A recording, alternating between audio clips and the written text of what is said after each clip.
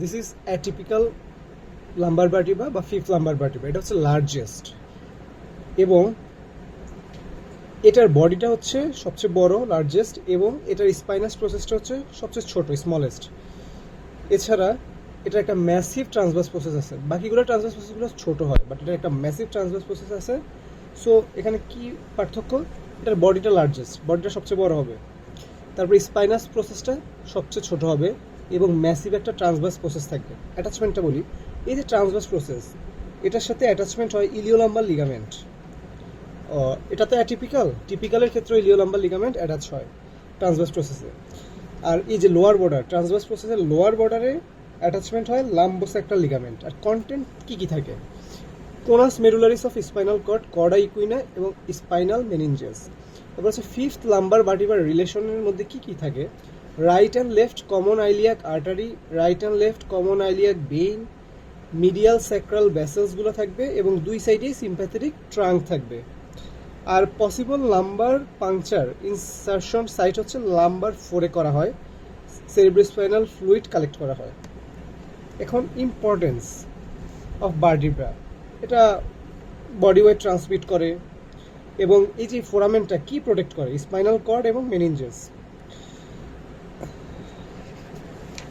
এছাড়া এখানে কিছু ক্লিনিক্যাল অ্যানাটমি আছে।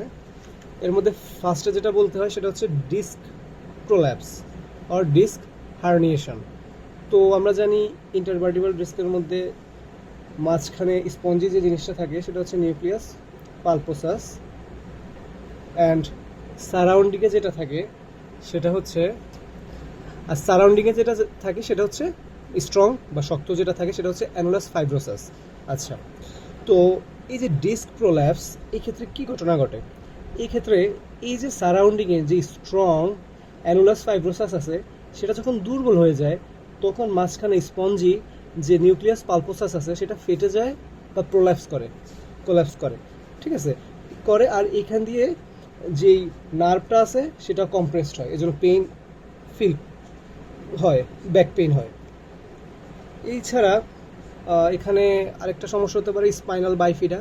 এটা হচ্ছে জন্মের আগেই যদি লাম্বার ভার্টিব্রা যে কলামটা সেটা যদি ভালোভাবে বা সম্পূর্ণভাবে পূর্ণাঙ্গভাবে গঠন না হয়, সেক্ষেত্রে কি হবে? সেই ক্ষেত্রে এই যে ভার্টিব্রাল ফোরামেন দিয়ে যে স্পাইনাল কর্ড এবং মেনিনজেস যাওয়ার কথা সেটা এখান দিয়ে যাবে না, সেটা বাইরে দিয়ে চলে যাবে। এছাড়া আরও কিছু সমস্যা তো হবেই।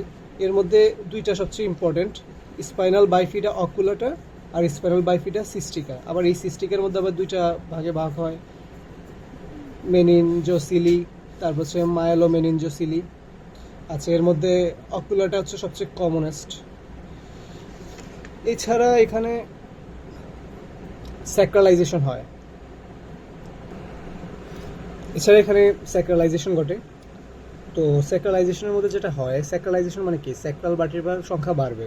তো লাম্বার ফিফথ ভার্টিব্রা, মানে লাম্বারের যে ফিফথ ভার্টিব্রা আছে সেটা যদি ফার্স্ট স্যাক্রালের সাথে ফিউশন ঘটে তখন সেটা হচ্ছে স্যাক্রালাইজেশন। লাম্বার ভার্টিব্রা কমলো, স্যাক্রাল ভার্টিব্রা বাড়লো, স্যাক্রালাইজেশন। আর যদি বলি লাম্বারাইজেশন, সেক্ষেত্রে কী হবে? ফার্স্ট স্যাক্রাল ভার্টিব্রা যেটা, সেটা ফিফথ লাম্বারের সাথে ফিউশন করবে, সেটা হবে লাম্বারাইজেশন। এছাড়া সেরিব্রোস্পাইনাল ফ্লুইড কালেক্ট করা হয় লাম্বার পাংচারের মাধ্যমে।